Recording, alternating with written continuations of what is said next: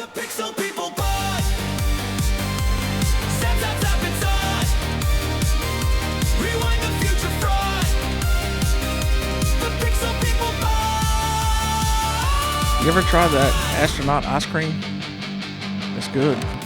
Oh, hello, and welcome to the Pixel People Pod. As normal, it's Greg, and say hello, Jan. Hello, Jan. And say hello, Chris. Hello. Yeah, we're glad you've tuned in for another episode. Our numbers keep going up. You're apparently liking something we're doing.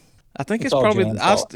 I still think it's, Or hating it and making fun of it. I still think people really like to hear movie and TV and music talk from the 80s. So that's what we're going to be, as I said before, concentrating mostly on. But I guess these would be like special episodes we're doing now. So this week's episode is on the Space Shuttle Challenger disaster from 1986, which we're coming up on the 40th anniversary of. And every child of the 80s probably remembers where they were at when that happened. 40 years. 40 years. So before we get into that, though, we have Jan's Gnarly News. Here we go. Jan's Gnarly News. Jan's Gnarly News. Hit us with that news, Jan. Jan's Gnarly News for January 26, 1980 something. And actually, Yeah. I know we normally do 80s Gnarly News, Right. but I had to do a 1979. What? That's all right. Had to. Okay. This is too good not to talk about. We are an 80s podcast, is what I call us, but we've changed from doing the basement from 80s. First we were like 75 to 90, because that's when we really was growing up. But now we're kind of like 70s and 80s, so it counts. Go ahead. Well, January 26, 1979, The Dukes of Hazzard first aired on CBS. One of the greatest television shows of our time. We loved it. Chris, did you want to be a Duke boy growing up? I wanted to be the cousins when they replaced the Duke. No, Yeah, I'm okay. just Yeah, kidding. no, Oh, said- really? You wanted to no. be a knockoff? Yeah, I want to be a knockoff. I remember No. that. I remember when Coy Vance and cousin Chris came in there. Yeah, that's why, that's the name. That was So, like Such a Black weird Friday. time. That was Black Friday for children, teenage boys, kids. Then when you tune in one day and Bo and Luke's gone, but here comes these new cousins that are wearing their same clothes and doing the exact same thing. It's like, what's going on here? yeah.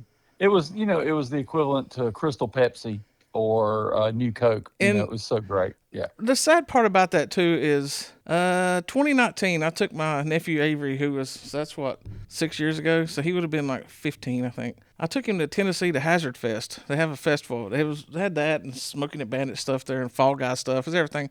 Anything that was a fancy car or something in a movie or TV from the 70s, 80s was there. And, I can't remember his name now. The guy that played Coy, the blonde, and Byron Cherry, that's his name, Byron Cherry. We met him. Paid like $10 to get his autograph and picture with Avery. He was the nicest guy in the world, and he was having the most fun there. And all the Duke fans was happy to see him. And, it's like, that's been buried over the years now. He's part of the family. So everybody was appreciating getting Well, their he was picture a taken with him. cousin. He was a cousin, but back then, that was before the internet, and, you didn't know what was going on. Just one day, these imposters were there. But over the years, I've watched those back years ago when the Nashville Network replayed them. I have the DVD set now, but I watched those episodes, and I was like, they're not as bad. I mean, they're cheesy because you can tell they just threw two other people in there with two different names to say, do what they did. But they weren't that bad. That show, No, it was entertaining. yeah, that still. show is unfair. But I'll tell you one thing about that show. And I'm going to break the DVDs out one time, Jan. We're going to start watching. We're going to watch that one episode a week. Dukes Hazzard, catch up on it. Just one? I mean, yeah, we can do a couple. But when you get to like the last two seasons, they were run out of script ideas. And plus, they had destroyed so many cars that they started using models for the jumps. And they were like, hey, we can use this toy car for a jump, so let's make the jump like even crazier. So they had them jumping like over barns, like just, it was insane. And then the scripts are so bad. There's one where, I think it's called Little Cousin is the name of the episode, where a like 3 foot tall space alien comes and they sort of adopt him and help him get back to space. Really? Oh, I do yes. not remember that one. I'll put a picture up. It's bad. It's really bad. It was the guy that played Cousin It. Felix, I think is his name. It's a weird last name, but yeah, it's bad.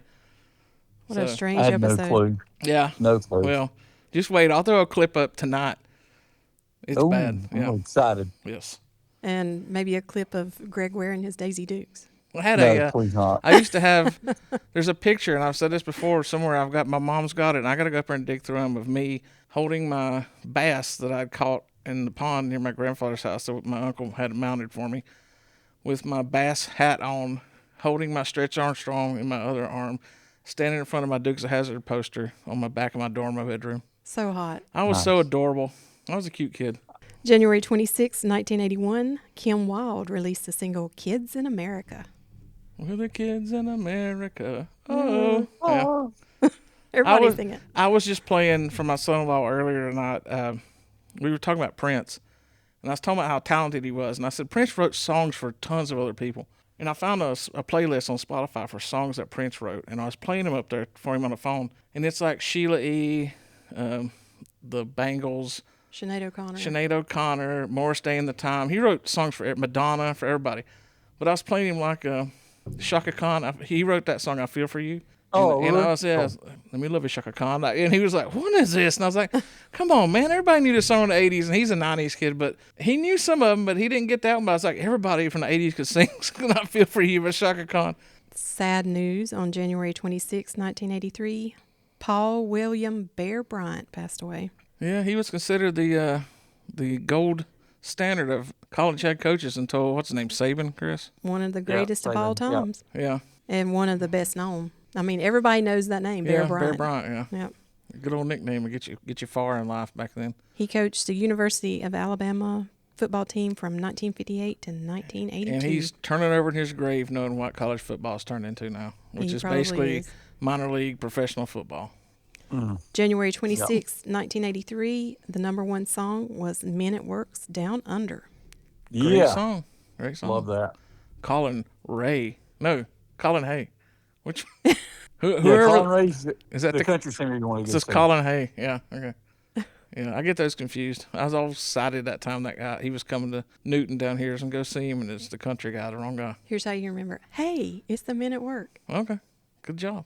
Now you'll never forget it. Yep. January 26, 1985, Otherworld premiered on CBS. Do either of y'all know that one? Otherworld. There's Never probably a heard of it. reason you don't know that. It was an 'Cause it was not American. good? Yeah, it was not good. It was an American science fiction TV series that aired for 8 episodes. Otherworld. That's a Look it normal up. TV season in streaming services now. Yeah. Not back then. This is going back to the 70s now, and I can't remember the name of it. I think it's Turn On is what it's called. I was listening to an old Gilbert Gottfried podcast because he had the best podcast. He had all these old Hollywood people on it and stuff, and he had Chuck McCann, who was one of the stars of the Far Out Space Nuts we mentioned the other week. They were talking about, and Gilbert goes, you were on the show Turn On, which was known as the show that lasted 1 episode and got canceled in the middle of it. And he says, yeah, don't bring that up. So I went and looked it up, and the guy that created Laugh-In created this show, and the gimmick was it was a computer that would computer generate sketches, and it would act them out. And you could never see it for years. And finally they released like the 2 episodes. They recorded 2 episodes. The only one, after the first one aired, they yanked it off there and never to be seen again. And I watched some of it, and I had to put that up too. It's like early 70s, mid 70s. This was the craziest thing I've ever seen in my life. And it lasted one episode, and they're like, you will never play this on TV again. They yanked it off. It was way ahead of its time. But Well, they did that sort of in, what's that show with Drew Carey and those guys? Was the impromptu show where they yeah. Whose line is it It's the anyway? same, Yeah. yeah, it's kind of the same concept. But just the this computer was spit it out.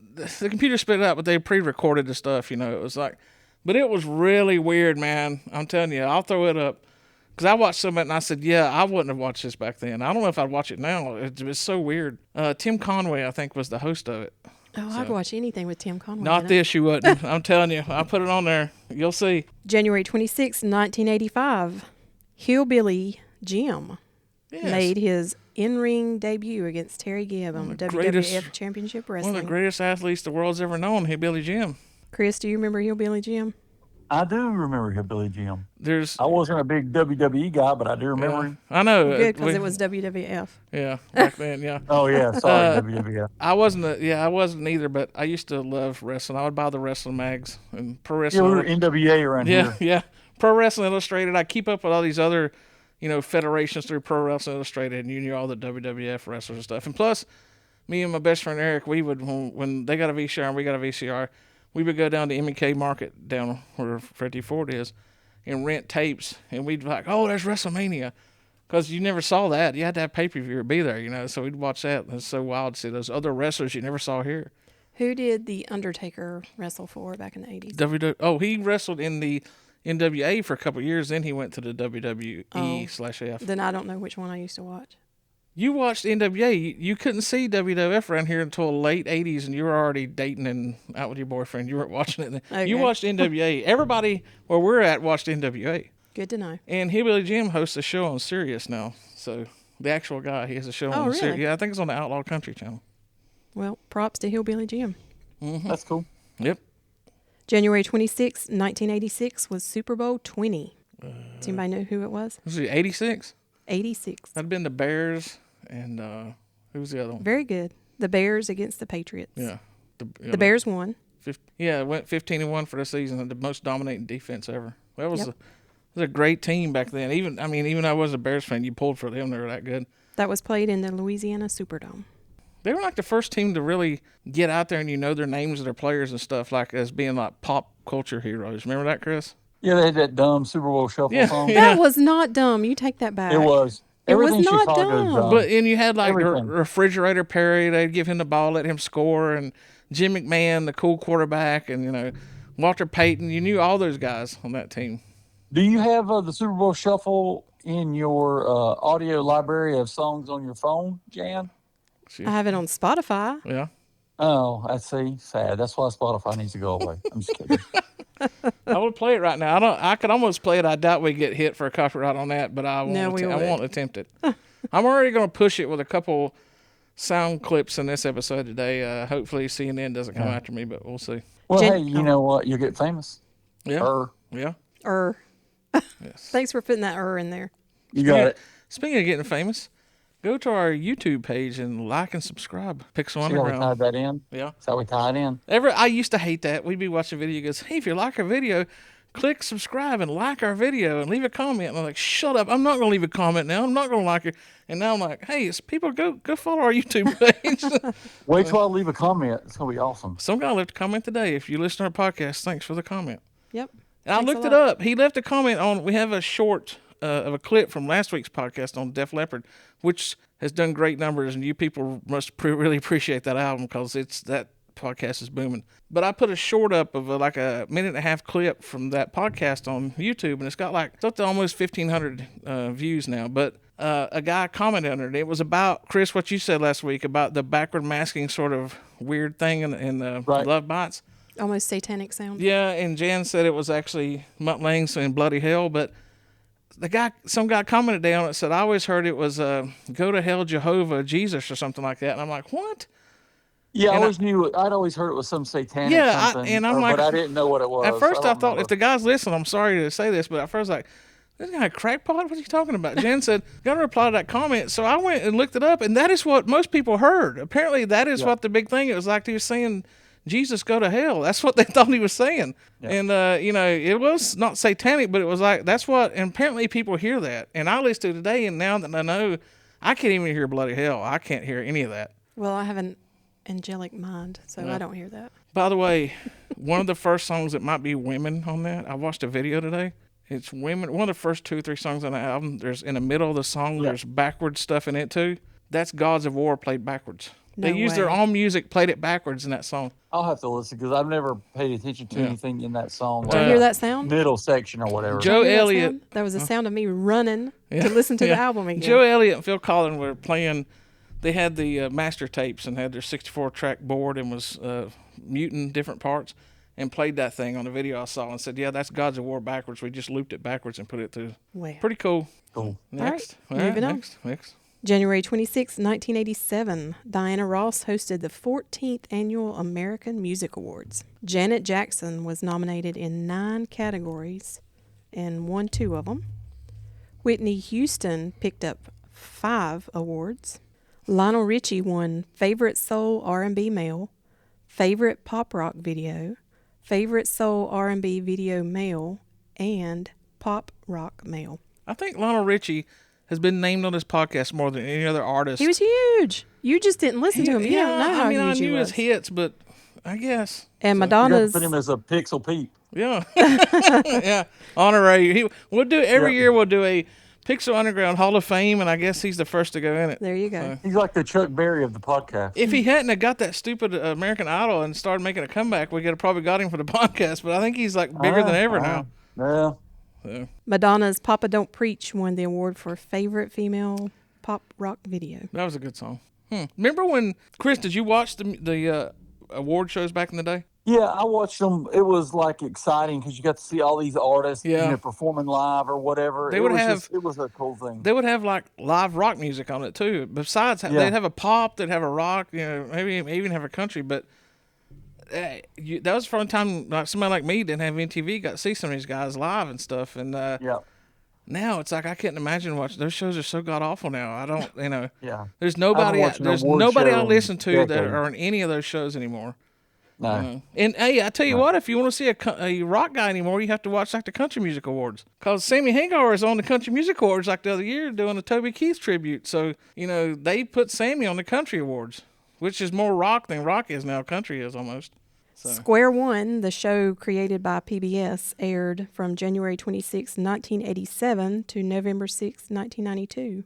It was a show that was intended to address the math crisis among American school kids. So did y'all watch No. that? That would have been No, I 87. remember That was out of my range. I was already in high school then. Who cares? I had a driver's license then.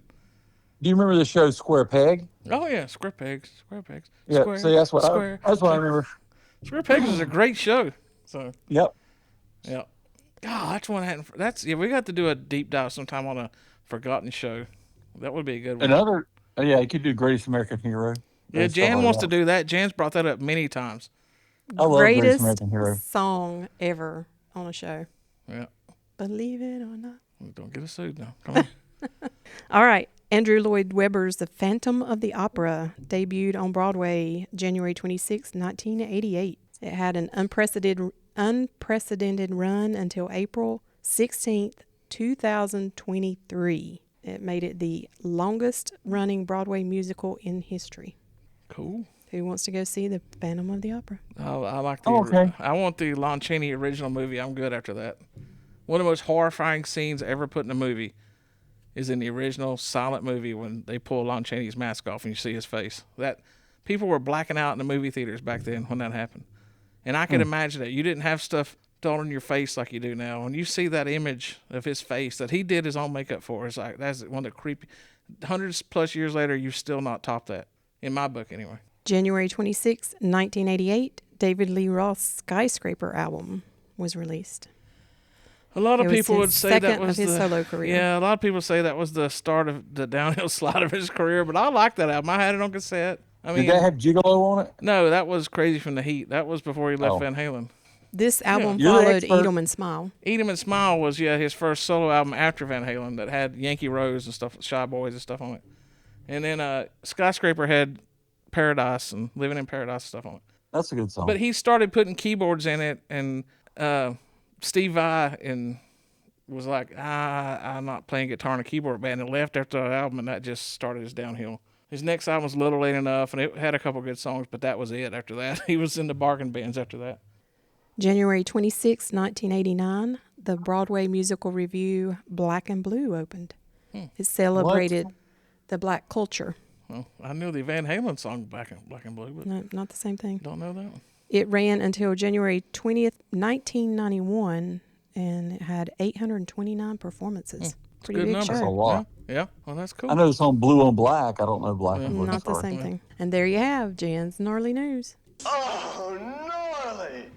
Okay, I'm going to do something real fast. Hang on. It's time for errors and corrections, 'cause Greg screwed up again. Okay, I didn't screw up, but I'm going to point out something because me and Jan were talking about this the other day.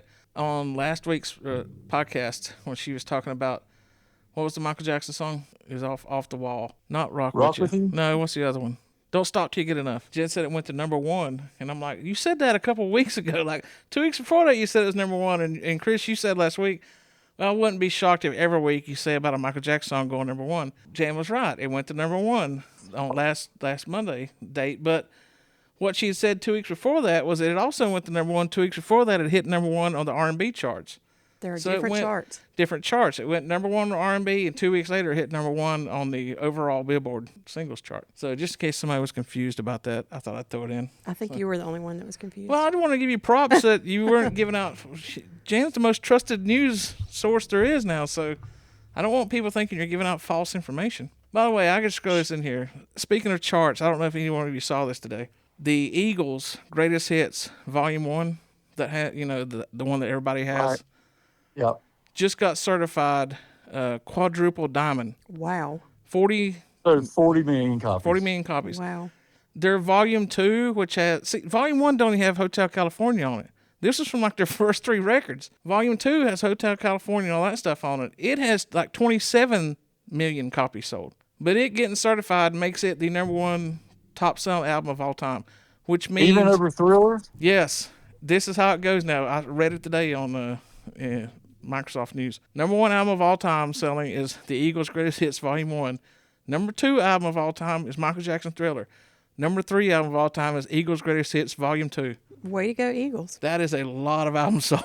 There's no need selling that many records for them to be playing the Sphere, lip-syncing the songs like they're doing now. But I'll get You off see my- where they're building another Sphere in America? Yeah, Over near in Washington, Maryland? and that's Yep. one we can drive to. I'm good for that. Yeah, I'm gonna go. It's gonna be 6,000 seats compared to like 20-some thousand. It's gonna be a lot smaller, Oh, I didn't but know it's that. still gonna be this. It's gonna still be the same Okay, well, as long as LED the effect and everything. yeah. Yeah, everything's gonna stay the same except seating capacity. Mm-hmm. Is it a mini sphere squared? Say that It's a 3 golf times ball. fast. Mini sphere squared. So, before we get into this, like I say, this on the Space Shuttle Challenger, I'm going to play a little bit of audio for you. 3, 2, 1, and liftoff. Liftoff of the 25th Space Shuttle mission, and it has cleared the tower.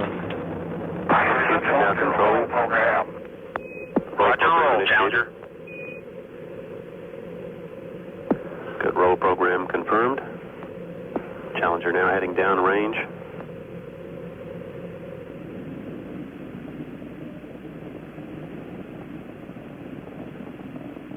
Engines beginning throttling down now at 94%. Normal throttles for most of the flight, 104%.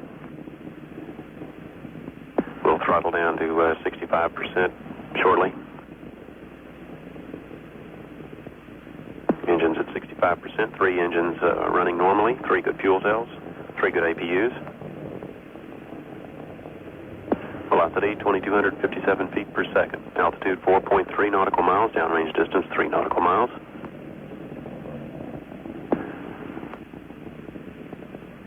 Engines throttling up, 3 engines now at 104%. Challenger, go at throttle up. Challenger, go at throttle up.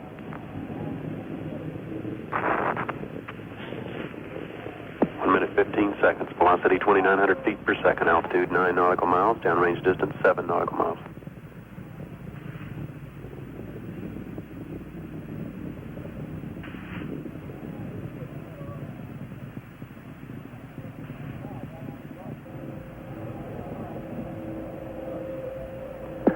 Flight controllers here looking very carefully at the situation. Obviously a major malfunction.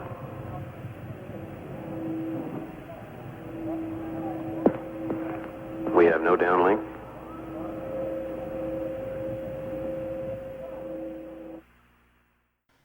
So, yeah, that's some somber audio there, but as we all know, I know all 3 of us. Chris, you saw it live, right? I did. Yeah, all 3 of us witnessed that live on television, along with the majority of the 80s children, or at least the majority of ones that live within a 100-mile radius of where we are right now, because we were all out of school that day because it was so cold. It was dangerously cold. It was like 9 degrees around here, and pipes were freezing. They didn't think they'd get the schools heated up. The buses wouldn't start, so they canceled school. So this is, before we get into it, this has been something that's, me and Jen, I was started arguing with her on, because I'd heard, they've tried to start one of those Mandela effects on this where people really didn't see it explode because it wasn't shown live on television. And I bought into that for a while, but then I kept thinking, I know I saw this live. I'm And not I crazy. knew- And I Jen knew. says, I knew I saw it knew. live. And I said, but everything I read on it, and these people saying, no, that's a Mandela effect thing. You didn't really see it. You think you did. Well, it was partly right. One of the reasons they say you didn't see it live is said they had become old hats, so they quit airing the space shuttle launches live, which they did. But this one, CBS, NBC, and ABC, all three, and CNN, which carried the feed all day long live, were showing it because it was the first teacher in space.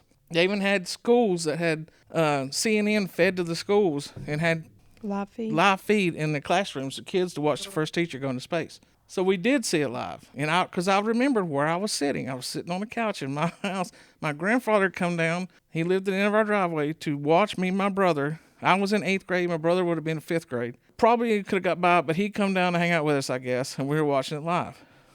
On the morning of January 28th, 1986, off the coast of Cape Canaveral, Florida, the Space Shuttle Challenger disintegrated 46,000 feet above the Atlantic Ocean. All 7 crew members perished in what was the first fatal in-flight accident in the history of the United States space program. The mission, designated STS-51L, was supposed to be a milestone. The crew was set to deploy a communications satellite and study Halley's Comet, but they were also carrying Krista McAuliffe, a school teacher who was meant to be the first civilian in space. The tragedy wasn't a fluke, but a failure of design. On the morning of the launch, record low temperatures had stiffened the rubber O-ring seals in the right solid rocket booster. When those seals failed, hot pressurized gas escaped, burning through the attachment strut and into the external fuel tank. While the breakup was catastrophic, we now know the orbiter had no escape system. Despite a massive 3-month recovery operation, the impact with the ocean surface at terminal velocity was simply unsurvivable. The aftermath brought the space shuttle program to a 32-month standstill. President Ronald Reagan's investigative body, the Rogers Commission, uncovered a sobering reality. NASA's organizational culture was broken. Engineers had warned of the O-ring defect as early as 1977. Yet NASA and the manufacturer, Morton Thiokol, allowed the flights to continue. On that freezing January morning, management disregarded direct warnings about the temperature, choosing launch over safety. I kind of wrote that out. It's mostly in my words. That's good. So I've been studying this all week. Who hasn't known this for years and followed it? But I started an audiobook on it. One of the guys at Morton Thiokol, Morton is the Morton Salt people, by the way. Oh. The Thiokol was their chemical part that also made military stuff, and they made the solid rocket boosters that were that propelled the space shuttle. So I got to looking into it, and I guess I'd missed over the years that it was really, this could have easily been prevented. And I'll just try to explain it real fast in case you're wondering and people know what happened. First off, it didn't explode, by the way. Everybody thinks that thing exploded. It didn't. Well, it looked like it did. Yeah, it looked like it exploded, but the space shuttle did not explode. I don't know if anyone here has ever watched their grandmother or mother or anybody can vegetables. Chris, you ever seen, I'm sure you did. You talked about your parents and all the stuff they used to do. So when you're canning stuff, you put the cap on the jar and you screw the lid on it. You put it in a hot bath of water. When the temperature rises, it forces the air out, and that cap has a little seal on it. And you hear it like suck and ping, like when it seals. You know what I'm talking about, Chris? Right. It's a pop. Yeah, it's a pop. That means that thing is sealed. It's airtight. That's what allows you to preserve stuff for many years. Well, reading up on this and looking at a bunch of stuff on it, the O-rings they had in these things were just sort of like, I wouldn't say rubber, but they're similar to rubber O-rings. When the temperatures in that gas and stuff would start to heat up, the gas starts to expand, and that was what propel it. Well, the gas would start to come out, and there was these 2 holes, and those things with the heat would pop that O-ring and seal it to hold the gas in, keep the pressure in, keep it from leaking. They had a second one directly underneath it that was a fail-safe in case the first one didn't seal. So it'd be like having 2 caps on if the first one don't seal, the second one will. But it really wasn't a fail-safe. Right. In 77, one of those engineers told us people, said, these things don't do good in cold weather. And they might not seal if the temperature doesn't come up. So probably best not to launch these things on a cold day. And so reading up on it, the engineers at Morton Thiokol told NASA the night before they'd already scrubbed the launch twice. And this was the big thing, People are starting to tune out on the space shuttle thing on NASA. They were like, it's old hat now. But they brought the teacher in, like, we're going to put the teacher on here. So they're like, they already had to scratch the launch twice, and they were not going to do it a third time. So those guys, the engineers called the night before and said, you have to move this launch. You have to postpone it. It is going to be ungodly cold in Florida tomorrow. The whole South, which is ironic, Jan was talking before this, as we're recording this, and next week when this comes out, we will just come through the tail end of one of the largest cold snaps in the South that we've had in years. We're expecting a big ice storm here. It's literally similar to what it was 40 years ago. So those guys looked at things that it's going to be too cold, and the guy said those things could fail. And the NASA people are like, nah, it's fine. But they repeatedly, all night long, told him, we are not going to sign off on this, because the engineers said, we're not going to sign off on this. And they had to sign off on it because these things could fail. And it's I'm telling you, something bad could happen. And the NASA people basically sort of threatened the head guys at Morton Thiokol, like, well, we could always find someone else to build these boosters. And sort of strong-armed them into basically the management at Morton Thiokol said, we're going to override our engineers. It's fine. We give you our blessing. Launch it. It'll be fine. And the NASA people said, okay, but we want you to give us that in writing, because they knew something could happen. The NASA people did. Write it down. You guys sign off, and they faxed it to them. So they had proof that if something happened, they thought it could happen. And sure enough, it did. The dadgum thing, we watched it live. And it when it looked like it exploded, it didn't. The fuel rocket booster thing sort of exploded and sent debris out, which was such an explosion of the debris, it cracked the space shuttle into pieces, and that's when the part that the astronauts in just plummeted. They were alive. I was reading they several of them were proof that they were alive when this happened, and probably were alive on the way down. So it was kind of, That's horrible. reading up on it was really somber. It kind of brought back a lot of stuff, because I remember just thinking, back then, are they at least going to find their bodies? Is there anything left? I hope they found. As a kid, I remember that. Like, I hope they found them. And when they announced they found them like a month or two later, it was. Chris, what do you remember about that day when you were? When you talk about it and bring up all that stuff, it becomes more clear, from that. But I remember it's almost the same kind of memory I had when 9/11 happened. Just later in life, that kind of thing. You're sitting there and you're just, I don't know what the exact phrase is, but you're hypnotized by what's going on the stunned. screen. Yeah, it's like, You're like, what did I just watch? Because you see that stuff in movies and stuff, and this is fake, like that's people blowing up, whatever. But when you see it and it's real life and it's not a Hollywood set and things like that, you're just stunned. And I was, I think, 14 at the time, so 86. Yeah, we were in 8th grade. So 14, yeah. It's just amazing that you look at that and you're just blown away by what you saw. Is that a pun intended or what? Well, oh, no. Yeah. No, I didn't mean to say it like that, but it really did. It kind of just took you aback that you're like, what did I just see? So, I remember it was the big deal because it was a teacher. Yeah. That was the thing. It was like everybody was watching that, because it's like, hey, a normal person getting to go up into space, Yeah, all the other people, like, it was kind of like a front man in a rock group. Like, everybody else was just background. This was the most important thing. Yeah. So being in school as a teacher, you're like, oh, this is cool. And you watch it and you're just, in disbelief. I remember watching it, and when it happened, I can vividly see this in my head. What is it? Core memories they say you have that you stick with you. That's a total core memory. And I can remember our living room and where I was sitting and where Grandpa was sitting and watching that. And I remember immediately saying something just happened, because I was a big fan of space and the space program and all that stuff. And I built a model rocket back then. You remember when kids our age would build model rockets back then and launch them and stuff? I'd built one of the space shuttle. Right. And I had it, I loved the space shuttle. It was the coolest thing. I had postcards from NASA that somebody got me, and I had, pictures of space. There was a one of the postcards I had that I had stuck in my room forever was it's one of the big Boeing jets. When they would fly it back from Florida to Texas, or vice versa, they would put those space shuttles on top of the Boeing jets. And you ever seen those pictures? Like they piggyback them. Piggyback, yep. Yeah. And it was so wild to see that space shuttle that looks so different than a normal plane, and it looks like larger than life, and you see it's really not as big as you think, but you see it on the back of that plane. And I had that picture up in my room forever. I was just a fan of this stuff, and immediately I knew something's wrong. You see that rocket booster start going awry, and you're like, something isn't right. And I remember just being like, holy cow. Jan, what do you? Yeah. I do remember the excitement around it, building up to it. Yeah. Because it was a teacher. I mean, it was huge for us normal people. I don't know if we would have had it on our TVs in the school that day at Blackburn, because I was trying to think of, you only had a couple of TVs for certain And they were classrooms. small. So what were you going to do? They were saying that schools had, had stuff, CNN had been fed into some of these schools, but they had to be in big cities and stuff. Yeah, we just pull our phones out and watch it. Yeah. So, I mean, we were like one of the, yeah.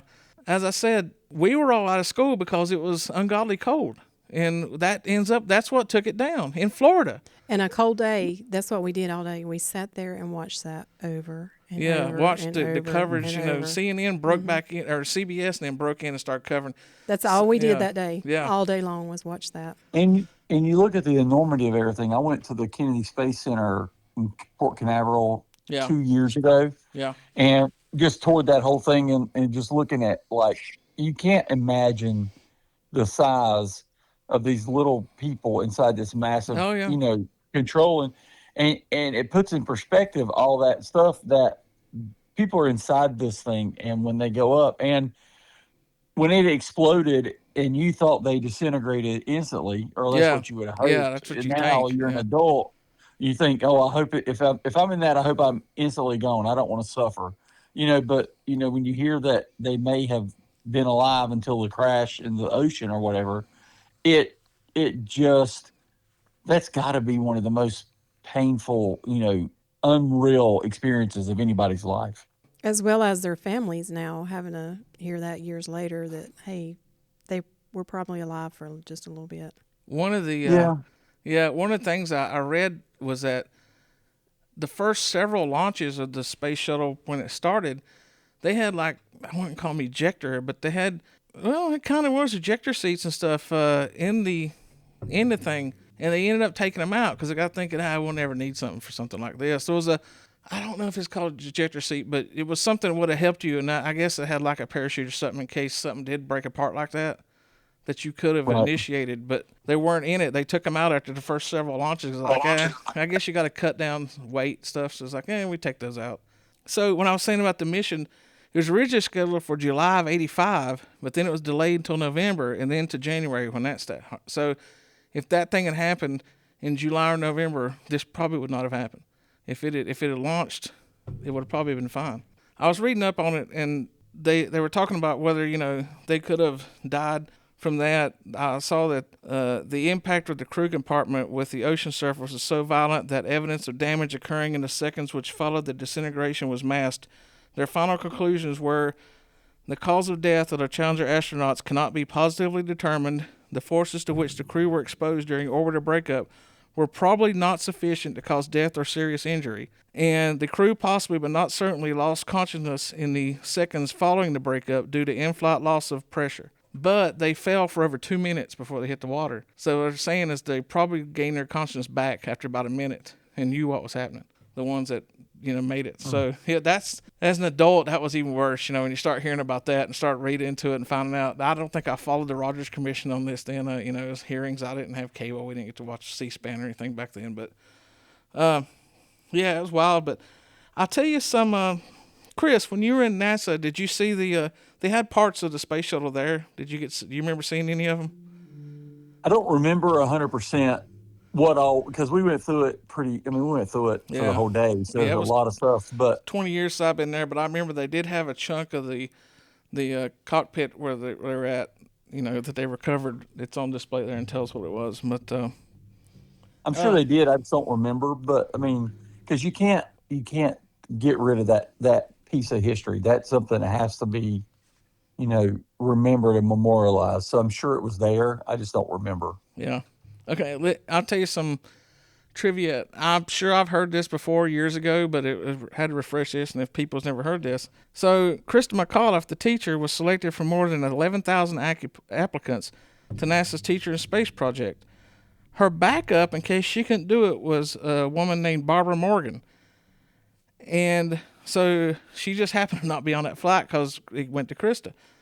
So right after this happened, they made a rule. They ended that immediately, like we're not putting it, civilians in here again. But they did put a sort of an idea in there that they did want to put another teacher back in space, but they couldn't be just a teacher that you pull out and give them like minimal training. You had to go through the entire astronaut training. So Barbara Morgan, her backup, actually became a professional astronaut in January 1998 and flew on Space Shuttle mission STS-118 to the International Space Station on August 8th, 2007 aboard Endeavour, the orbiter that replaced Challenger. Now, that's kind of cool, right? Here's what really shocked me. This is when you get like, this woman has a horseshoe so firmly up her rear. You need to go rub her head for good luck because this woman has it. She was initially scheduled to fly on STS-118 mission on Space Shuttle Columbia in November 2004. During the disaster that destroyed Columbia in February 2003, she was aboard a training plane that was following the shuttle as it prepared to land. So she was on a plane in the air watching Columbia when it came in and disintegrated in 2003. She was supposed to fly on Columbia the next launch. I mean, that woman had some really good luck, and I kept telling Jan the other day, I said, if it were me, when I go through all this and I finally do it, I'm like, you're finally going to get to go. And then I'm up there watching the space shuttle I'm supposed to go on disintegrate after that. And I thought, God, I've got lucky twice. I'm not pushing it a third time, but she did, and she went up and went into space. So, that's one of those little stories in it you don't know about really unless you really look it up. And I was like, that's amazing that she still went up into space. She's got more guts than I have. I would have never done it. Yeah. Not after all the close calls. No. Yeah. Jan, would you still done that after? There's no way. After No way. watching the first one, I'd be like, I'm out. I don't need to do that. Maybe it's not meant for a teacher to be in space. I'm like, I'm done. There's just so much stuff. But at that point, she had gone through so much training. Was she still considered a teacher, or she wasn't. considered an astronaut? She was an astronaut then. She had to do the full astronaut training, so she was an astronaut by then. She wasn't just. That was one of the things that really wowed me. But I have to throw this in here too. Another hero in all this stuff is the engineers at Morton Thiokol who had said, "Do not do this. Do not do this." One of them, the main one, was Alan McDonald. He's the guy who wrote the book that I'm listening to in the audiobook at work. He's the main guy that told them, do not do this. And so when they had the Rogers Commission stuff, Morton Thiokol was trying to push it all onto NASA, and NASA was trying to cover it up, saying, well, it's just an act of God, He stood up. He was still working for Morton Thiokol. Stood up at the Rogers Commission and said, no, here's what really happened, and told what really happened, and basically laid it all out at great, concern for his job. And he was pretty sure he was going to get fired. And I think Reagan and a bunch of them said, nothing better not happen to this guy because he's a hero, So he worked for there maybe the next 10 plus years. But I did read that he was sort of like demoted where he didn't get he was like a big engineer there, but they were like, nah, he would put him on smaller jobs now. He paid for telling the truth. And that guy's a hero, man, because, most people just keep their mouths shut. He didn't have to come out and say that, but he did. And guys like that, are true heroes when you think about that. That could have been swept under the rug. But he's like, well, it just blew up. It's what happens. So, Yep. But he didn't allow it. And, props to that guy. But it's just hard to believe it's been 40 years. Like you say, Chris, that core memory stuff about big things that happened, that's one of them. I remember, even though I was only like 8 years old, I remember Reagan getting shot. That was such a big deal. And I see stuff, I watch Mad Men, and they have the whole thing in Mad Men where Kennedy gets assassinated, and it shows how people, and I've read that that's one of the most accurate depictions of how people really were that day. People just left work, and they didn't know what to do, and you see that. Then I remember Reagan getting shot and wondering if he's going to die, and it's like freaking out because it's the president, and people still cared then about, even if it wasn't your guy, you cared, I don't think people would care that much now no matter who's in office. But there'd be half the people, we've seen it, half the people would be happy, half the people would be sad. Oh, yeah. Everybody I was remember, freaking out back then. Remember when JR got shot? That was a big thing. It kind of was. That's a core Who memory. shot JR? Yeah, his wife's sister. And then, off topic a second. You know what else opened or what happened pretty close to this same day 40 years ago? I'm taking a sip of water, so this not be nothing crazy. I'll do a spit take. No, it's your favorite. The Dean Dome at UNC opened on January 18th, 1986. See? There you go. Choking I was much just like there they last do. night.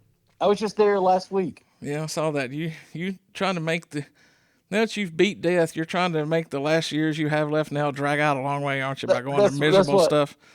Yeah, I mean, that's it. I mean, at least that gym has air conditioning. Yeah, that's what I So, do. I go to, the most miserable places on earth so to make my days feel really long. Yeah, anyway. Yeah, 40 years ago, like, I'm 53. Yeah. 40 years ago just seems Yeah. crazy that we're talking about something 40 years ago. And we you can still remember it. Yeah, exactly. Yeah, 40 years is a lot. So, I still think I'm young sometimes, and I am in the grand scheme of things. We all are compared to our parents and other people. But then again, you think like 40 years. Well, let's all get together in 20 years and talk about this again and see if we remember. I probably won't be alive, but okay. No, you beat that. I'll be the one gone. No, you and Jan can keep this podcast going when I'm gone. So, oh, really? Yeah. There won't be podcasts in 20 years. It'll be some other crazy format or something. Yeah, probably. But yeah, we're gonna do more of like I say, we're keeping up. We're kind of shifting more toward the reviews of movies and albums and stuff like that. But we're gonna do like every second or third episode is gonna be something historical, or we'll still throw episodes like this out there. And maybe Greg will remember to tell me what we're doing each week. Yeah, because Jen thought this episode today was the one on the movie Over the Top, the review of Stallone's Over the Top, but that's next week. So I have a list, and I've got it. I need to send it to you, I guess. That would be helpful. Yeah, I'll send all the staff here copies of this so you can put it up and keep track of the dates. Staff, that's awesome. Yeah. You know what you said in the earlier that we talk about Reagan getting assassinated and all. You know, Yeah. that happened in March 30th of 1981, I think, or something like that. Yeah. So that's always on the day our podcast comes out. It's a Monday. It's 45 years, yeah. Yeah, insanity. Okay. I think that's the one we're going to be doing. That's a movie review, though, so I ain't decided what. It might be Porky's. We Let's dare not come off of the and list. play the video game at the same time of watching the movie. Yeah. I want to thank Michael Hauser for reminding me that's why we were out of school, because the frigid cold, Janet kind of told me. Even though your wife had told you. I just said, you told me, but I was remembering. You never believe me. I do, but I kept remembering that Blackburn was out because we had frozen pipes and something burst, but it wasn't that. It was the chance that it could have had frozen pipes. It's just so ironic that this was all happened 40 years ago, and we're having the exact same cold spell that's going to hit all of us here in the South again 40 years later. If the school would just leave a little bit of water running, it would be fine. Yeah, go to all the bathrooms and put a dripping sink in it. Yeah, do that. If they'd have done that, we'd have never saw that live. We'd have come home that day going, "Hey, what's going on here?" And a lot of you people need to thank Jan here, because Jan stopped me from. I was going to mention about the jokes that our generation. This is what I was going to bring up. Our generation, say what you will about it, but we're a little tougher than the generations now. Now, I'm not saying we were as tough as our grandparents and that went through World War II and all that, Vietnam and parents. Great Depression. Yeah, but we could take some tragedy and turn something out of it. And I can remember within a week of this happening, the jokes that were out there then. People had, I guess that's how we dealt with it as kids, was somebody would come up with a joke. And I won't tell them, but if you Google Space Shuttle jokes, you'll see them all. And if you're people our age, you heard them all back then. I never heard a single Space Shuttle joke. Chris, you remember the jokes, right? We're not going to. Let me tell you one right now. No, we're not. No. Yep. No, but I remember them. Yeah. See, maybe it's just guys. Maybe I think it was a guy thing. It probably was a guy thing, but it's a normal person thing. Yeah, that's how you dealt with it. Was maybe I just jokes. blocked them all out. You probably blocked them out, Jan, because you hung out with guys then. I know you heard them. We just dealt with stuff like that with laughter. I still do. We still do. Yeah. So anyway, I guess I'll wrap this one up. I just felt it needed to be told because 40 years, and it was a seminal moment in our youth and childhood. That's it. Shine on. The crew of the Space Shuttle Challenger honored us for the manner in which they lived their lives. We will never forget them, nor the last time we saw them this morning, as they prepared for their journey and waved goodbye and slipped the surly bonds of earth to touch the face of God. Thank you.